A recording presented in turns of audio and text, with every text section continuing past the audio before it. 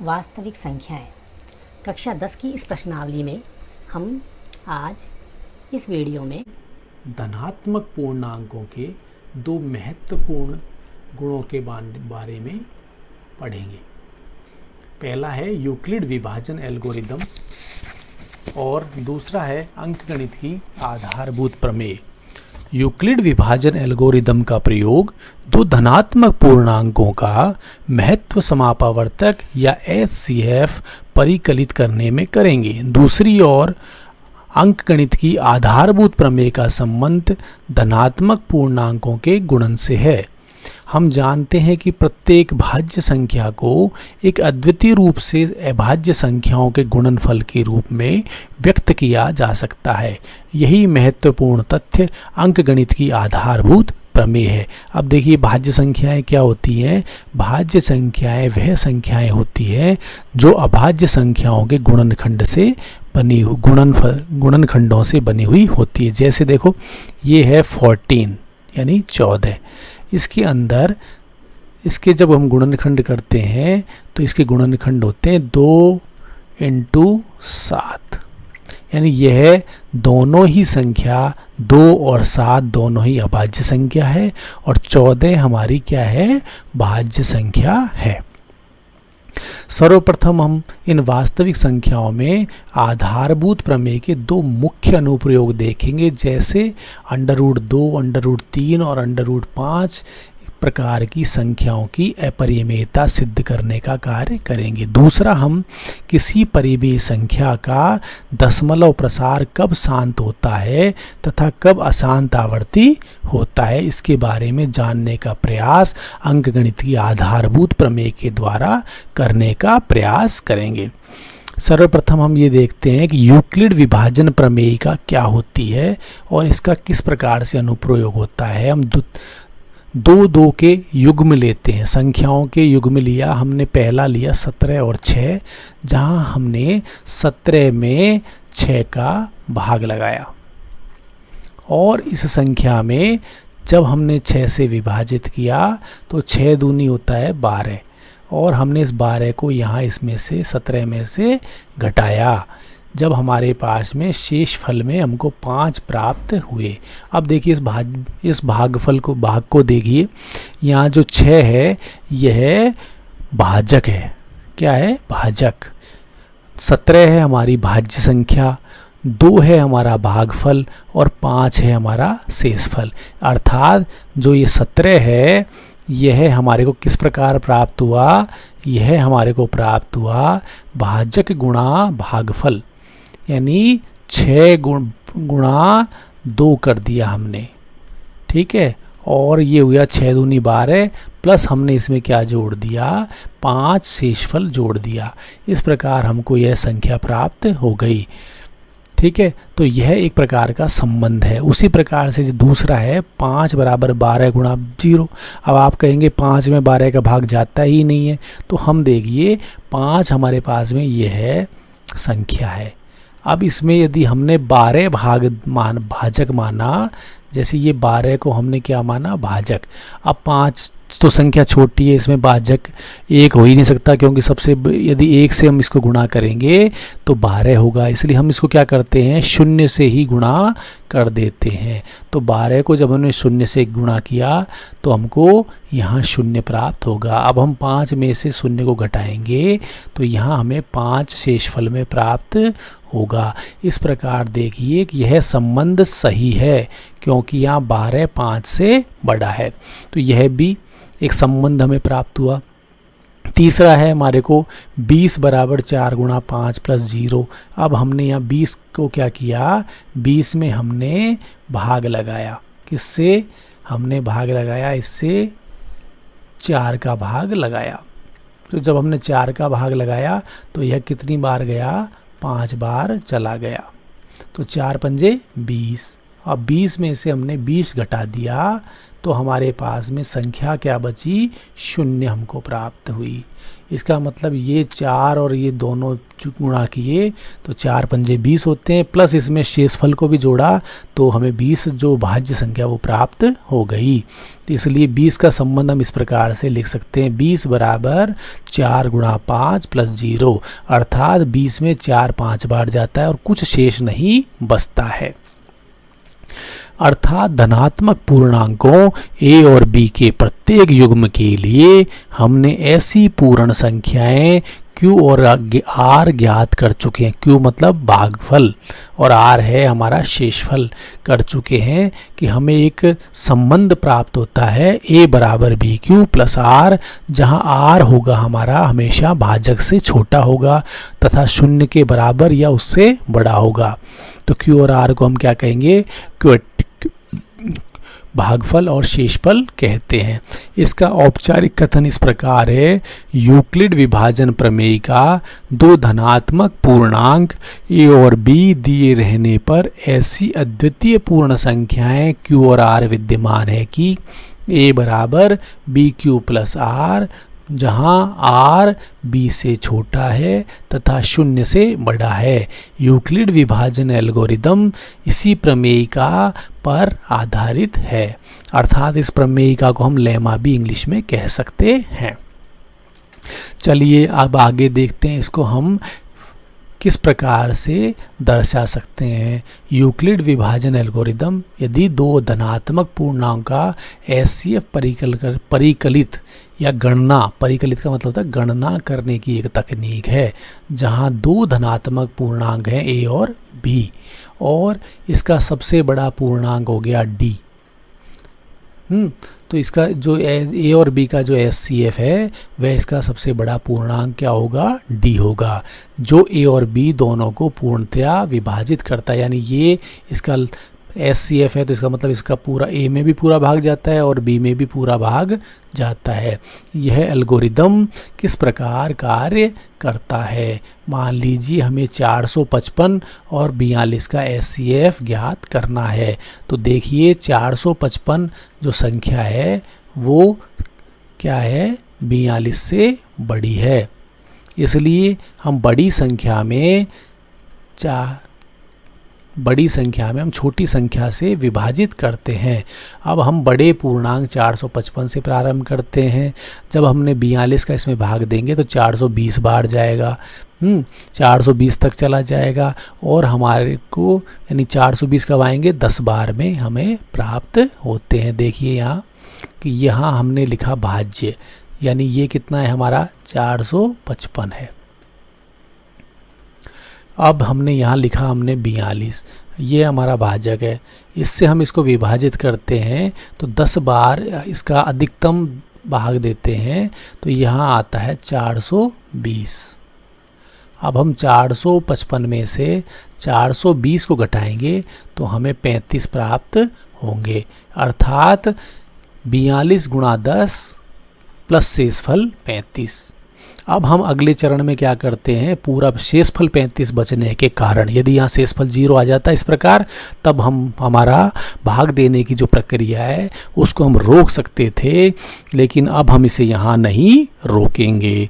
अब देखते हैं कि हमने यहाँ जो भाजक दिया था उस भाजक को यहाँ लेंगे और हम उस 35 शेषफल से हम इसमें भाग देंगे तो यह एक बार जाएगा। यानी इस तरीके से देखो ये हमने लिया और यहाँ हमने 42 ले लिया, ठीक है। अब हमने इस 42 में भाग दिया तो एक बार चला गया, यहाँ लिखेंगे हम 35, तो बच गया कितना, ये 35 एक बार गया, यहाँ बच गए हमारे 7। अब 7 में नहीं जाता तो यहाँ हम वापस 42 को ले आएंगे, 7 का भाग दिया तो यह चला जाएगा 6 बार, तो 7 छक्के 42, यानी यहाँ हमारे पास कितना बचेगा, 0 बचेगा। तो हमारा यहाँ भाग समाप्त हो जाएगा और हमें नहीं, यहाँ 35 नहीं 45 आएगा, सॉरी हम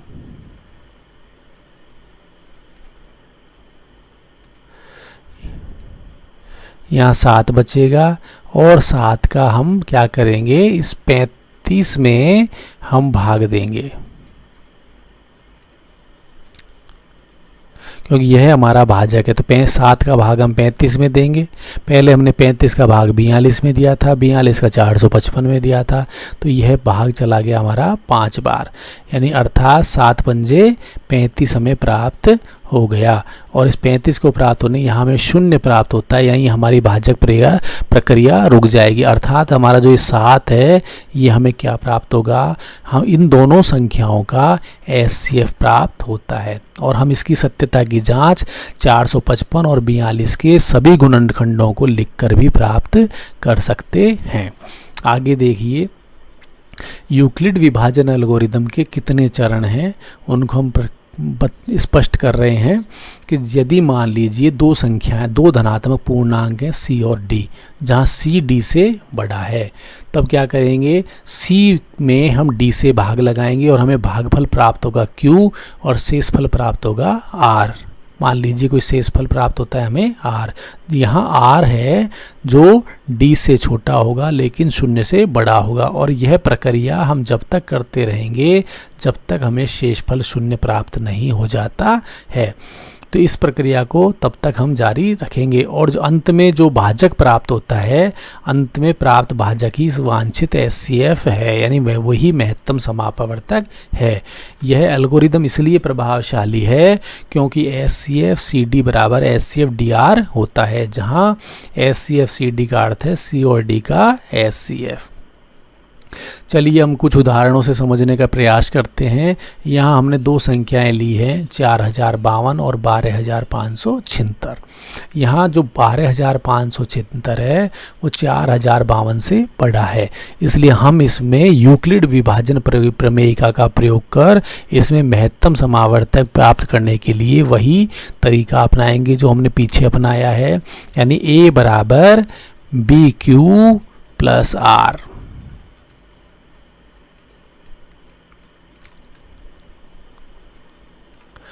ठीक है, अब हमने पहले इसमें हमने 4052 से हम इसमें भाग लगाएंगे और फिर हम इसको 3 से, जब हम 4052 का इसमें भाग देंगे तो हमें 3 प्राप्त होंगे। ये हमारा क्या है, भागफल है, और ये हमारा 420 क्या है, शेषफल है। ठीक है, अब हमको दो ही संख्या चाहिए, एक तो भाजक और एक भागफल। अब हम इस संख्या से इसको फिर वापस पुनः विभाजित करते हैं, यानी हमने यहाँ 4052 ले लिया और 420 का जब हमने भाग लगाया तो 9 बार ये चला गया और हमारे को शेषफल प्राप्त हुआ 272। अब हम इन दोनों संख्याओं को फिर लेंगे, 420 में 272 का भाग लगाएंगे। जब हम 272 का भाग लगाएंगे तो ये एक बार भाग जाएगा और हमको दो चीज़ें प्राप्त होंगी, भाजक और शेषफल 148, यानी अभी भी हमें शेषफल 0 प्राप्त नहीं हुआ, और यह प्रक्रिया तब तक जारी रहेगी जब तक हमको 0 शेषफल प्राप्त नहीं होता है। अब देखिए 272 यहाँ ले लिया, इसमें हमने 148 से भाग लगाया तो यह एक बार जाएगा और हमें शेषफल प्राप्त होगा 124, यानी हमको अब फिर पुनः करना है क्योंकि शेषफल 0 प्राप्त नहीं हुआ, इसलिए हम इसको फिर भाग लगाएंगे और हमने 148 में 124 का भाग लगाया, यह एक बार गया और हमारे को शेषफल प्राप्त हुआ 24, यानी अभी भी हम 0 तक नहीं पहुँचे।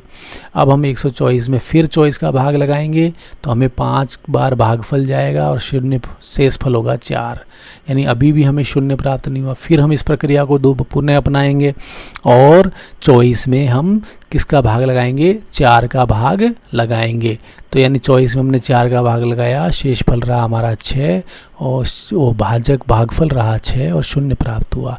अर्थात जो ये 4 है यही हमारा HCF है, और इसको हम गुणनखंड विधि से भी इनका सत्यापित कर सकते हैं। आगे चलिए, उदाहरण नंबर 2, दर्शाइए कि प्रत्येक धनात्मक समपूर्णांक 2q के रूप का होता है तथा प्रत्येक धनात्मक विषम पूर्णांक 2q + 1 के रूप का होता है। मान लीजिए अब हम संख्या लेते हैं, माना कि a कोई धनात्मक पूर्णांक है तथा b बराबर 2 है, तब यूक्लिड विभाजन एल्गोरिदम से किसी पूर्णांक q जो कि 0 से है, 0 से बड़ा है, वहाँ हम एक लेंगे a बराबर 2q + r। यह यूक्लिड विभाजन प्रमेय का है। यहाँ a क्या है, भाज्य है, और बी है हमारा 2 और Q है भागफल और R है हमारा शेषफल। अब देखिए यहाँ जो R हमें प्राप्त होगा तो R के 2 मान हमें प्राप्त होंगे क्योंकि R किससे छोटा है, B से छोटा है, इसलिए यहाँ B कितना है 2, तो R हमारे कितने हो सकते हैं, R हमारे होंगे 0 होगा और 1 होगा। R बराबर 0 है या R बराबर 1 है, क्योंकि 0 R से छोटा है और बराबर है और 2 से छोटा है, इसलिए हमारे को 2 संख्याएं प्राप्त होंगी। A बराबर 0 रखने, R की जगह 0 रखने पे हमें 1 बराबर 2Q प्राप्त होगा, और यदि हम R की जगह 1 रखेंगे तो हमें A बराबर 2Q + 1 प्राप्त होगा। अब देखिए यह क्या है, यह सम संख्या है और सम संख्या में हम 1 जोड़ देते हैं तो हमें विषम संख्या प्राप्त होती है, यानी यह सम पूर्णांक धनात्मक पूर्णांक है, वहीं 2Q + 1 विषम पूर्णांक है। तो इस प्रकार यह सिद्ध होता है कि एक धनात्मक पूर्णांक या तो सम हो सकता है या विषम, और धनात्मक सम पूर्णांक हमें 2Q + 1 के रूप में प्राप्त होगा, जबकि विषम पूर्णांक धनात्मक विषम पूर्णांक 2Q + 1 के रूप का ही होगा। चलिए अब आगे उदाहरण नंबर 3 से हम इसको समझने का प्रयास करते हैं। दर्शाइए कि एक धनात्मक विषम पूर्णांक 4Q + 1 होगा और यहाँ या फिर 4Q + 3 के रूप में होगा। अब देखिए यहाँ B का मान है, संख्या इसका योग हो सकती है या संख्या इसका योग हो सकती है। अब यहाँ हमारा B है जो 4 है, एक धनात्मक विषम पूर्णांक हमने क्या प्राप्त किया, A किया। अब A और B बराबर 4 में विभाजन एल्गोरिदम का प्रयोग करते हैं, चूंकि R 4 से छोटा है, यानी ये जो B है B से छोटा होगा, इसलिए R हमेशा 4 से छोटा होगा और 0 से बड़ा होगा या 0 के बराबर होगा, इसलिए संभावित शेषफल हमारे 4 होंगे। 4 से छोटे होंगे 3, 2, 1 और 0, अर्थात जो हमारी संख्या A है ये इस प्रकार प्राप्त होगी, या तो 4Q होगी यदि 0 रखते हैं तो, या 4Q + 1 होगी, या 4Q + 2 होगी, या 4Q + 3 के रूप का हो सकता है, जहां Q भागफल है। चूंकि A एक विषम पूर्णांक है, इसलिए यह 4Q और 4Q + 2 के रूप का नहीं हो सकता, क्योंकि यह विषम पूर्णांक है और इन दोनों में 2 से विभाजित होती है। अब विषम है तो इसका मतलब क्या है कि इसके अंदर या तो 1 जोड़ दिया जाए या 3 जोड़ दिया जाए, इसलिए कोई भी धनात्मक विषम पूर्णांक 4Q + 1 या 4Q + 3 के रूप का होगा। इसको वापस समझ लीजिए कि यहाँ जो ये A है, यहाँ 4 तरीके से हमको ये प्राप्त हो सकता है, 4Q + 0, दूसरा 4Q + 1, तीसरा 4Q + 2,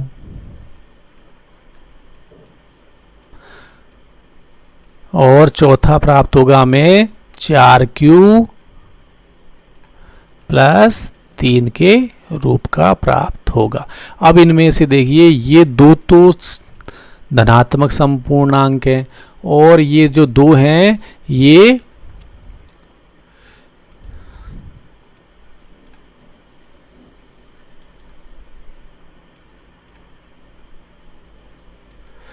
(4Q + 2 और 4Q + 0) ये 2 समपूर्णांक हैं, और जो ये 4Q + 1 और 4Q + 3 ये दोनों ही धनात्मक विषम पूर्णांक प्राप्त होते हैं। चलिए आगे उदाहरण में देखते हैं, चौथा उदाहरण देखते हैं। एक मिठाई विक्रेता के पास 420 काजू की बर्फियां हैं और 130 बादाम की बर्फियां हैं। यह इनकी ऐसी ढेरियां बनाना चाहती हैं कि प्रत्येक ढेरी में बर्फियों की संख्या समान रहे, अर्थात हमें इन दोनों संख्याओं का HCF या महत्तम समापवर्तक ज्ञात करना होगा। ये ढेरियां बर्फी के परात में न्यूनतम स्थान घेरे। इस काम के लिए प्रत्येक ढेरी में कितनी बर्फियां रखी जा सकती हैं? यह कार्य जांच और भूल विधि से किया जा सकता है, परंतु इसे क्रमबद्ध रूप से करने के लिए हम HCF 420,130 यानी दोनों संख्याओं का HCF ज्ञात करते हैं। तब इस HCF से प्रत्येक ढेरी में रखी जा सकने वाली बर्फियों की अधिकतम संख्या प्राप्त होगी, जिससे ढेरियों की संख्या न्यूनतम होगी और परात में ये बर्फियां न्यूनतम स्थान घेरेंगी। अब चलिए यूक्लिड विभाजन का एल्गोरिदम का प्रयोग करने पर 420 बड़ी संख्या है और 130 छोटी संख्या, इसलिए हम इसमें 420 में 130 का भाग लगाएंगे और वह 3 बार जाता है। यानी हमें जो दो चीज़ें प्राप्त हुई, 130 भाजक और 30 शेषफल। अब हम 30 में 30 का भाग 130 में देंगे तो हमें 4 भागफल प्राप्त होगा और भाजक है हमारा 30 और शेषफल प्राप्त हुआ 10। अब पुनः शेषफल 0 नहीं आने के कारण हम इसमें 10 का फिर 30 में भाग लगाएंगे तो 10 का भाग 30 में 3 बार चला गया और हमें शेषफल प्राप्त हो गया 0। अतः 420 और 130 का HCF 10 है। इसलिए प्रत्येक प्रकार की बर्फियों के लिए मिठाई विक्रेता 10-10 की ढेरी बना सकता है। इस प्रकार हमने इन 4 उदाहरणों के द्वारा आपको विभाजन एल्गोरिदम, यूक्लिड एल्गोरिदम का प्रयोग करके समझाया है। अगले वीडियो में हम आपसे फिर मिलते हैं, जिसमें हम विभाजन एल्गोरिदम पे आधारित